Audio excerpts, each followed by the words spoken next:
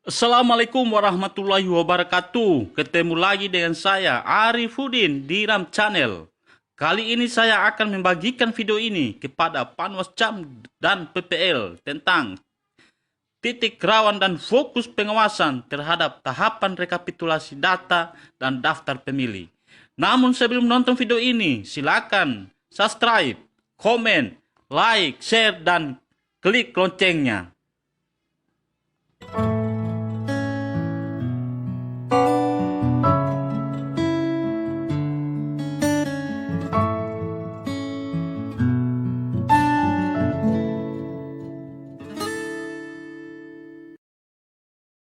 Oke, teman-teman Panwascam dan PPL dimanapun Anda berada, hari ini saya akan berikan lagi penjelasan mengenai titik rawan dan fokus pengawasan pada tahapan pemutahiran data dan daftar pemilih. Dalam penjelasan ini ada beberapa sub-sub tentang titik rawan dan fokus pengawasan. Saya jelaskan. Yang pertama tentang sub tahapan penyampaian hasil analis DP4 dan hasil sinkronisasi. Kemudian sub tahapan pengumuman hasil analisis DP4. Yang berikutnya adalah sub tahapan penyusunan daftar pemilih. Dalam sub tahapan penyusunan daftar pemilih ini fokus pengawasannya adalah pemilih di tiap TPS melebihi jumlah dan tidak sesuai dengan ketentuan perundang-undangan. Adanya TPS yang tidak memiliki pantarlih. Kemudian sub tahapan pencocokan dan penelitian atau coklit yang dilakukan oleh pantarlih. Yang pertama adalah pantarlih tidak mendatangi langsung pemilih untuk didata. Kemudian pantarlih tidak menempelkan stiker pada rumah yang sudah dicoklit. 3. Pantarlih tidak mencatat warga yang sudah memenuhi syarat dalam form AA KPU. Poin berikutnya, pantarlih tidak memberikan bukti ke pemilih bahwa sudah terdata. Berikutnya lagi adalah pantarlih tidak mengeluarkan warga yang sudah tidak memenuhi syarat dari daftar pemilih, seperti meninggal, ganda, umurnya belum cukup 17 tahun, padahal belum menikah, dan sebagainya. Kemudian pantarlih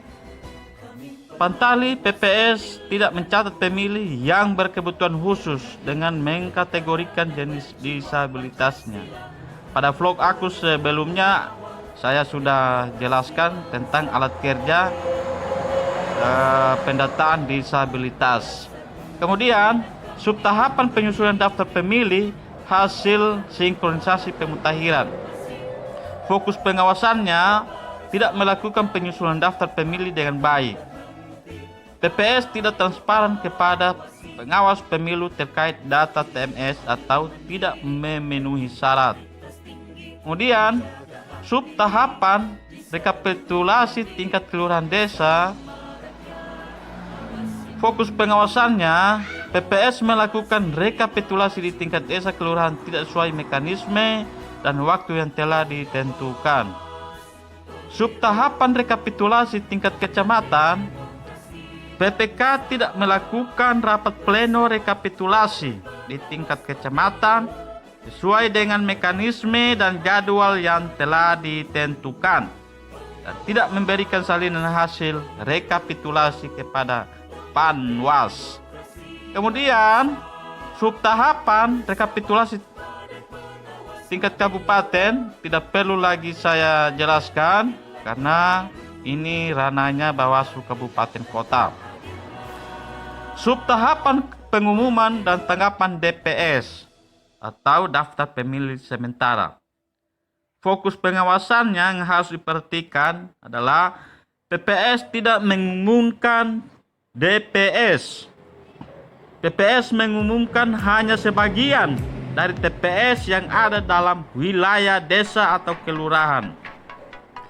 Kemudian sub tahapan pengumuman dan tanggapan DPS.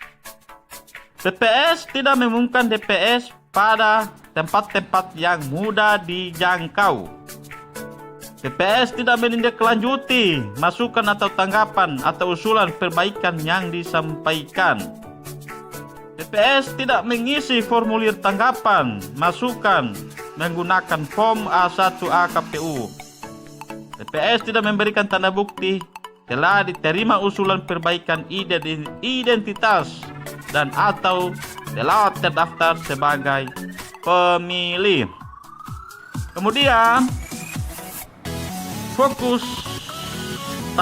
fokus pengawasan untuk subtahapan rekapitulasi DPS hasil perbaikan DPSHP di tingkat desa atau kelurahan. Fokus pengawasan pertama, PPS tidak menyusun DPSHP menggunakan formulir model AB DPSHP .1 KPU. PPS tidak mengundang PPL dan tim kampanye pasangan calon pada pleno rekapitulasi DPSHP. PPS tidak menyampaikan salinan rekapitulasi DPSHP formulir model AB DPSHP 1 KPU kepada PPL dan tim kampanye peserta pemilu. Subtahapan rekapitulasi hasil perbaikan DPSHP di tingkat kecamatan. Fokus pengawasan PPK tidak menyusun DPSHP sesuai waktu tahapan. PPK tidak menyusun DPSHP menggunakan formulir model AB DPSHP 2 KPU.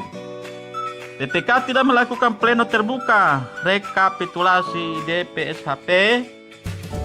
Poin berikutnya, PPK tidak mengundang Panwascam dan tim kampanye peserta pemilu pada rapat pleno terbuka rekapitulasi DPSHP.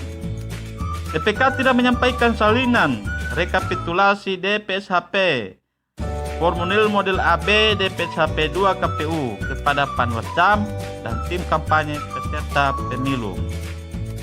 Untuk sub rekapitulasi DPT tingkat kabupaten kota tidak perlu saya jelaskan.